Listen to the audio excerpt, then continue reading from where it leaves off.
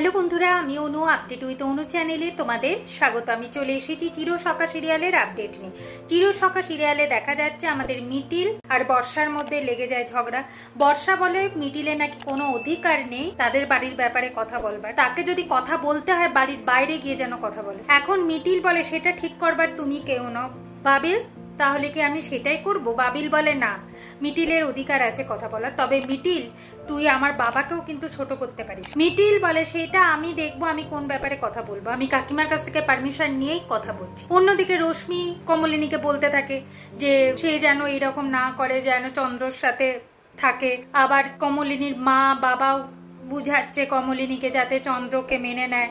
মেয়েদের নাকি অনেক কিছু সহ্য করতে হয়, মুখ বুঝে সহ্য করে স্বামীর ঘর করতে হয়, না হলে সমাজ কি বলবে। আর তাছাড়া যদি ও এখান থেকে বেরিয়ে যায় কোথায় থাকবে?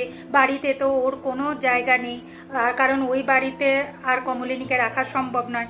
এখন কমলিনীর শাশুড়ি বলে কমলিনীকে উস্কাবার লোকও কম নেই। এখন কমলিনী কাকু বললে যে হ্যাঁ বুঝতে পেরেছি, আপনি আমার আর মিটিলের কথা বলছেন। বুড়িমা কোথায় থাকবে সেটা না হয় পরে দেখা যাবে। বুড়িমাকে ছোট থেকে শিখিয়েছি সত্যের পাশে থাকতে, তাই বুড়িমা সত্যের পাশে আছে। আর রশ্মি তোমাকে তো এত ভাববার দরকার নেই। এখন রশ্মি বলে তাহলে কি আপনি বুড়ির দায়িত্ব নেবেন নাকি? তাই বুড়ি এইগুলো করে বেড়াচ্ছে। অন্যদিকে এখন চন্দ্র বলছে এত অপমান সহ্য করে সেই বাড়িতে থাকতে পারবে না, কারণ কোনোভাবেই কমলিনী তাকে মেনে নিচ্ছে না। চন্দ্রর মা বলে যে তোর বাড়ি তুই চলে যাবি মানে তুই কোনোভাবে যাবি না। এখন চন্দ্রর মাসি বলছে শোন, তুই কি তোর বইয়ের কথাই শুনবি, তোর মায়ের কথা ভাববি না? কিন্তু আসল কথা এই বাড়িটা তো চন্দ্রর নয়, এই বাড়িটা নতুনে। তাই নতুন বলে যে এইসব ব্যাপারে চন্দ্র তুই কথা বলতে পারিস না, কিন্তু বাড়িটা আমার। আমি বৌঠানকে লিখে দেবো বলে ঠিক করেছিলাম, কিন্তু বৌঠানই বলেছিল মাসিমার নামে করতে, তাই মাসিমার নাম লেখা আছে। যে কোনো সময় নতুন চাইলেই বাড়িটা রিটার্ন নিয়ে নিতে পারে। চন্দ্র বলে হ্যাঁ সে তো জানি যে আমি এই বাড়ির মালিক নই, তুই এই বাড়ির মালিক। তো সবাই এখন বলছে চন্দ্রর সাথে থাকবার জন্য। তার ছেলে মেয়ে বলছে যে চন্দ্রর সাথে থাকতে, নাহলে নাকি অধর্ম করা হবে, বয়সকালে তার মাকে কে দেখবে বাবা ছাড়া। বর্ষা বলে যে তাকে দেখবার লোকের অভাব আছে নাকি, আমরা তো বুঝতেই পারছি কি কারণে উনি এই কাজটা করছেন। নতুন বলে কি কারণে? তোমাকে বুঝি বলেছে বৌঠান? যখন জানো না তখন এইসব কথা বলো কেন? মিটিল বলে তুমি কার কথা শুনে উত্তর দিচ্ছ নতুন কাকু? তোমাদের দয়ায় যে এই বাড়িতে আছে তার কথা শুনে।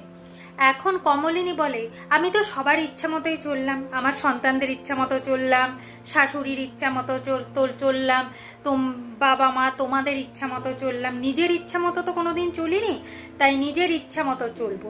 তাই 20 বছরের ইতিহাস যতক্ষণ আমার কাছে ক্লিয়ার না হচ্ছে ততক্ষণ আমার এই লোকটার সাথে থাকা সম্ভব নয়, কারণ এই লোকটা আগে আমাকে ঠকিয়েছে, তার ইচ্ছা মতো আমি চলেছি। বুবলাই হওয়ার পর অনেক কষ্ট পেয়েছিলাম, তখন ডক্টর বলেছিল আদার্স আর কোনো বেবি না নিতে, তাও তার ইচ্ছার জন্য দুটো বেবি নিতে হয়েছিল। মেয়ে হওয়ার পর তারপর উনি কোথায় হাওয়া হয়ে গেলেন, মেয়ের তো কোনো দায়িত্বই নিলেন না। এদিকে মেয়ে মেয়ে মেয়ে মেয়ে করে মাথা পাগল করে দিয়েছিল আমার। এই সবগুলো কি তোমরা দেখতে পাও না? তাই এখন আমি নিজের ইচ্ছাতেই বাঁচি। মিটিলও জানিয়ে দেয় 20 বছরের ইতিহাস যতক্ষণ না ক্লিয়ার হচ্ছে ততক্ষণ কাকিমা কাকু আপনার সাথে থাকতে পারবে না। অন্যদিকে সোহিনী আর তার মেয়ে সবার কাছে অ্যাড্রেস জানতে জানতে পৌঁছে গেছে অদরা মাধুরীর কাছে। তবে সোহিনীর মেয়ের একটাই চিন্তা যে ওই বাড়ির লোকেরা তাদের মেনে নেবে তো, তাদের তাড়িয়ে দেবে না তো, তখন তাহলে তারা কোথায় যাবে? এইসব নিয়ে একটু চিন্তিত তো আছেই। দেখা যাচ্ছে অধরা মাধুরীতে এসেই বেল বাজায়, কিন্তু দরজাটা কে খুলবে? কমলি। সোহিনীকে দেখে চন্দ্রর কি রিয়াকশন, সেই সমস্ত কিছু দেখতে হলে স্টার জলসা এইচডিতে চিরসখা সিরিয়ালে চোখ রাখতে হবে। আর আমার এই ভিডিওটা ভালো লাগলে লাইক শেয়ার ও সাবস্ক্রাইব করে দিতে হবে। ভিডিওটা দেখবার জন্য অসংখ্য